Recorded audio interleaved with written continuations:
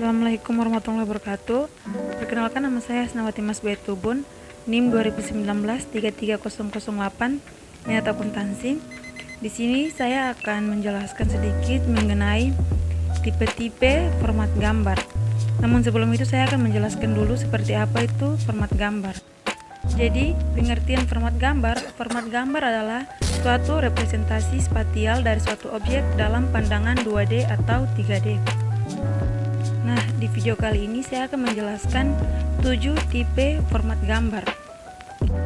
Yang pertama itu ada JPG atau Joint Photographic Expert Groups. Dilansir dari University of Michigan Library, JPG merupakan singkatan dari Joint Photographic Expert Group. Pada umumnya, eksistensi file gambar yang satu ini sangat populer untuk kamera digital dan juga gambar-gambar yang ada di internet. Selain itu, format ini juga biasanya digunakan untuk kamera digital. JPG juga biasanya dikenal sebagai JPG atau JPG. Tidak ada perbedaan antara kedua istilah tersebut. Secara garis besar, JPG dikenal dengan kompresi lossing-nya. Semakin kualitas gambar menurun, semakin menurun juga ukuran filenya. Berikutnya yang kedua itu PNG atau Portable Network Graphics. Dilansir dari file stack PNG, berbeda dengan JPG. Gambar dengan format ini akan mempertahankan kualitasnya meskipun sudah diedit beberapa kali. Awalnya format ini dirancang untuk menggantikan format GIF. Selain itu, ekstensi file gambar ini juga dapat berisi lebih dari 16 juta warna. Artinya, gambar dengan format ini memiliki kualitas yang tinggi. Yang berikutnya atau yang ketiga itu ada GIF atau Graphics Interchange Format. GIF seringkali ditemukan di internet atau bahkan di aplikasi pesan instan seperti WhatsApp dan media sosial seperti Twitter dan Instagram.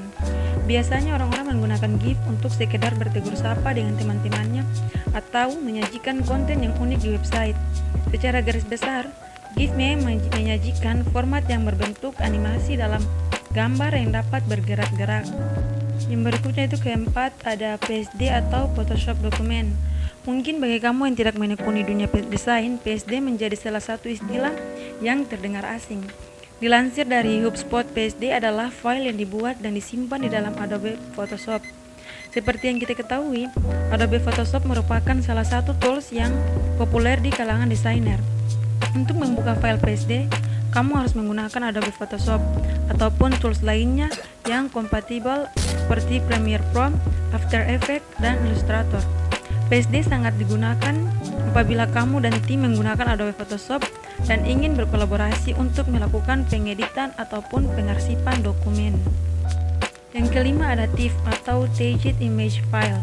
TIFF atau Target Image File adalah ekstensi gambar yang dikenal karena menggunakan kompresi lossless. Jenis format ini juga tidak kehilangan kualitas meskipun sudah disimpan ulang dan dikompresi file aslinya. Dikarenakan sifatnya yang seperti itu, TIFF tidak cocok untuk digunakan di konten web. Mengapa TIFF tidak bisa dipakai di situs web atau konten web? Karena pasalnya saat mengupload di situs web otomatis akan memakan waktu lama dan berpotensi membuat situs webmu berat. Yang keenam ada RAW. RAW adalah jenis ekstensi file gambar yang belum diproses dan diedit sama sekali. Dalam artian lain, format ini masih menjadi file mentah. Biasanya saat memotret menggunakan kamera SLR digital, foto yang dihasilkan masih memiliki format RAW, entah itu RAW, CR2 atau NEV. Gambar RAW dinilai sangat berharga karena menangkap setiap elemen foto dan tidak kehilangan detail visual sekecil apapun itu. Dan yang terakhir ada PDF atau Portable Document Format.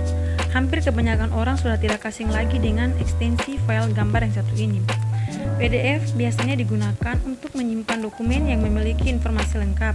Selain itu, file ini biasanya digunakan oleh desainer sebagai format file vektor alternatif.